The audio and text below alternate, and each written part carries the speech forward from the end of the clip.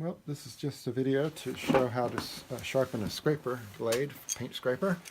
A smooth file. I'm not sure the. I've picked out one on Amazon that I recommend. I can't remember what they call the. It's a fine machine file or something like that. Nothing made for wood. Obviously, a metal file.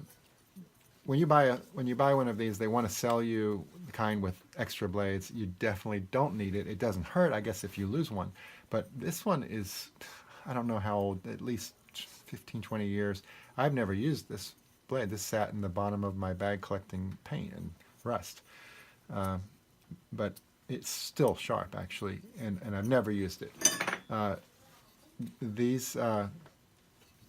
This particular kind, it's nice all the way. It's actually a decent thing. It's plastic though, and if you do something bad like drop it from a high distance on a cold day, I bet that would break. This is an old scraper. This is the one I sort of cut my teeth with, so to speak. I wanted to show that this blade is so old that I'm going to try and get this close enough. You can see on this edge it's broken. It should sort of hover over the edge, and on this side it's broken. Still usable, but I liked that you could sort of get into a little groove with the edges. The other two sides are short. They don't, more for, well, I never really use these much. They're more for sort of wide open distances. But I always liked that it had two sides. But I wanted to show, if it's possible, to show, yeah, it's this one. You can see how far down you can see the difference in the right side and the left side, how far down I filed it over the years. That's why you don't need more than one blade. You just keep sharpening. What you need is a good file. And this particular scraper is a really good one I like. You can have it sort of like a pull scraper this way, and you can have it as like a push scraper, maybe not push, but it has a better angle. I always preferred having it like this. So I'm going to sharpen it.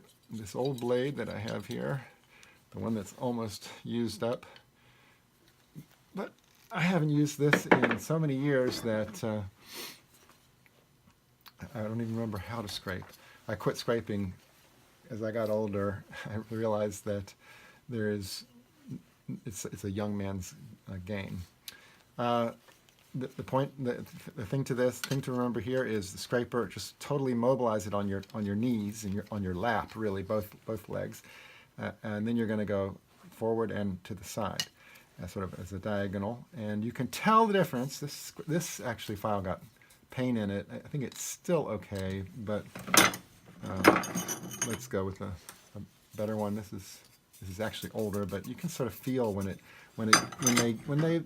have a lifespan. This one's even better.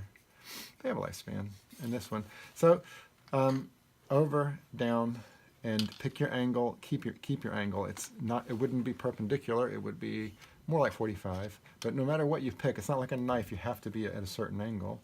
Whatever angle you pick, stick with it. That's the key thing, just like sharpening a knife. I can see that this one is an angle maybe like 30 or closer to 40. And here we go. And you can tell at first it sort of slides and smushes, and then it gets and then every stroke is the same, and you know you're done. And that's nice and sharp.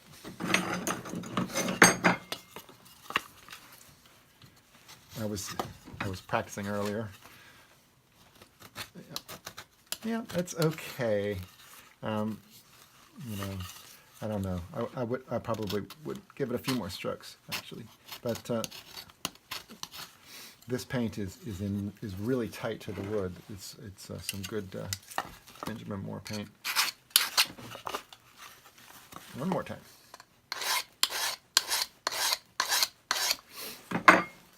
And all right, very sharp.